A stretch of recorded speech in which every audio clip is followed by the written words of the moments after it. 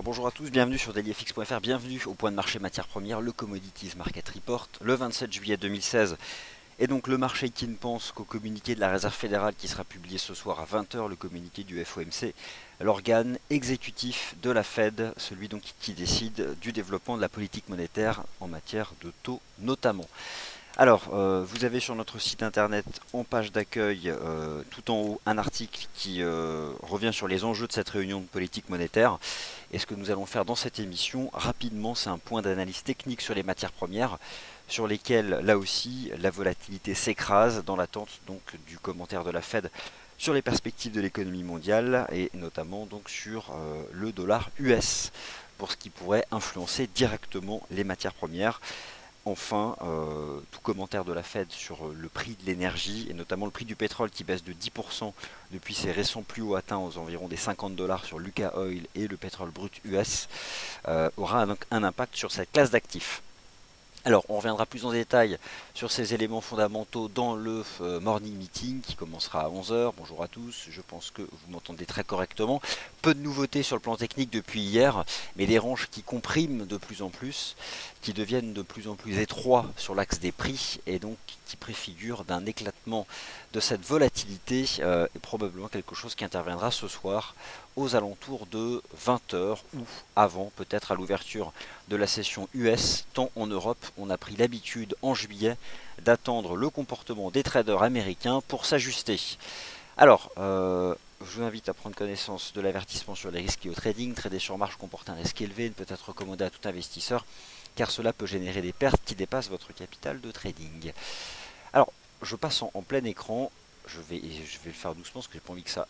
Et dommage, ça a planté. Bon, bah décidément, je vais arrêter de passer en plein écran sur mes graphiques parce que ça se passe jamais bien. Alors, je vais juste le relancer. Je vois Idem qui me demande quel est cet indicateur coloré tout en bas sur mon graphique de l'or. Bah, c'est une bonne question. Il s'agit du SSI Historical, donc le positionnement des traders particuliers chez FXM en temps réel, donc basé sur les fonds, basé sur les positions ouvertes. Je vais juste relancer la... En fait, ce qui m'intéressait, c'était d'observer le comportement de cette catégorie de traders, notamment sur l'once d'or.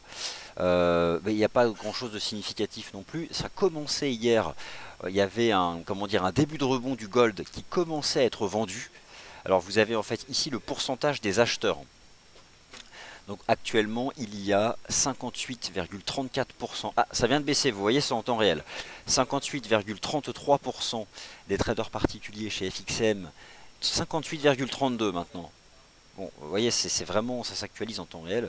Qui sont donc à l'achat sur le gold. Moi, ce qui m'intéresse actuellement, c'est cette compression hyper étroite en termes de volatilité réalisée sur le XAU-USD, le CFD donc, soutenu par une ligne de tendance haussière, mais couvert par la moyenne mobile à 50 périodes sur l'horizon de temps 4 heures. Alors, pour constater son efficacité, il vous suffit de la positionner sur votre graphique depuis le début du mois de juin. À chaque fois que le marché l'a dépassé, il a accéléré à la hausse, mais tant qu'on reste en dessous, il existe un risque de baisse qui peut devenir réalité ce soir si la Fed fait monter le dollar US, si la Fed fait monter les indices boursiers, eh bien le gold retombera en direction des 1300 $. Mais pour l'instant, ce n'est pas fait. Et lorsque vous zoomez sur les bougies japonaises en données 4 heures, eh bien, lorsque je parlais d'une volatilité qui s'écrase, elle est de 4 $. Tout au long de la session asiatique, le marché a balayé un range de 4 $. Lorsqu'on en vaut 1318, je vous laisse calculer le pourcentage. Cette volatilité est très réduite. Alors, j'ai sur ce graphique en données 4 heures, c'est donc les bougies japonaises H4. J'ai le SSI en temps réel du CFD XAU-USD avec un début d'augmentation des positions vendeuses. C'est pas non plus énorme, avec donc un pourcentage d'acheteurs qui est passé de 61 à 58%, 3 points de pourcentage donc en faveur des positions à la vente, alors que le marché, depuis maintenant le début de la semaine, tente de préserver une ligne de tendance haussière chartiste sans pour autant la confirmer puisque l'indicateur de tendance ici n'est pas dépassé. Moi, c'est ce que je vous invite à positionner sur votre graphique du CFD XAUSD, une ligne de tendance haussière et la moyenne mobile à 50 périodes sur l'horizon de temps 4 heures. Le reste, c'est superflu. Je pense que là, on a une belle compression à suivre. Alors, on passe maintenant sur les pétroles. Les pétroles qui poursuivent leur baisse. Ah, il y a deux choses. Il y a d'une part, depuis le début du mois de juillet, la forte hausse de la production de pétrole, notamment aux États-Unis, avec la remise en production d'un certain nombre de puits.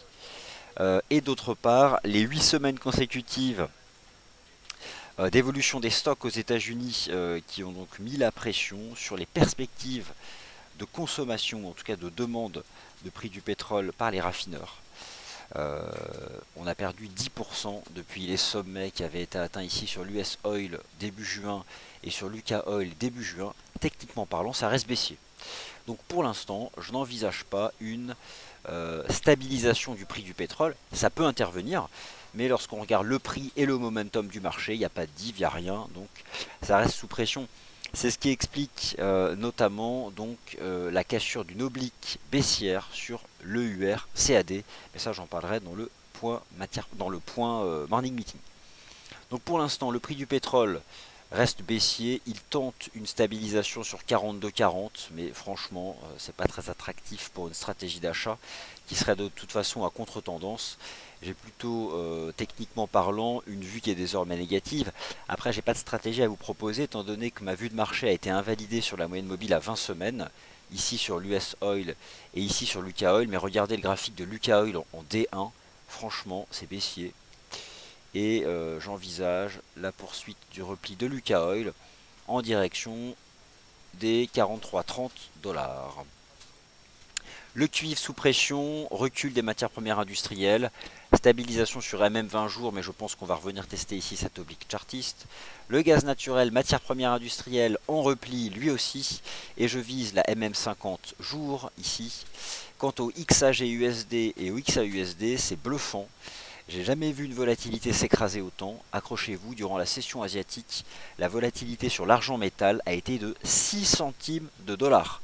Je vous laisse calculer le pourcentage lorsqu'on en vaut 19,50. C'est rien du tout.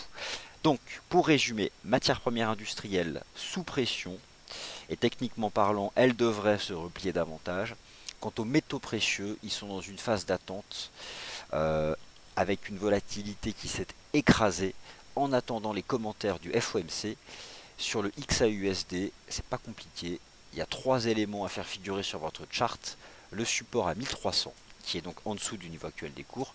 La ligne de tendance haussière qui attrape tous les plus bas depuis le mois de juin. Et la moyenne mobile à 50 périodes sur l'horizon de temps 4 heures.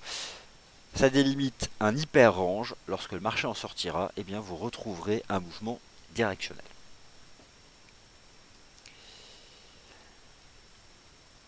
Voilà, bon bah écoutez, j'ai fait le tour des matières premières, point de marché de 9 minutes, et j'ai aussi répondu à vos questions. Donc je vous retrouve dans 20 minutes pour le morning meeting, quelque chose de plus complet, plus global macro.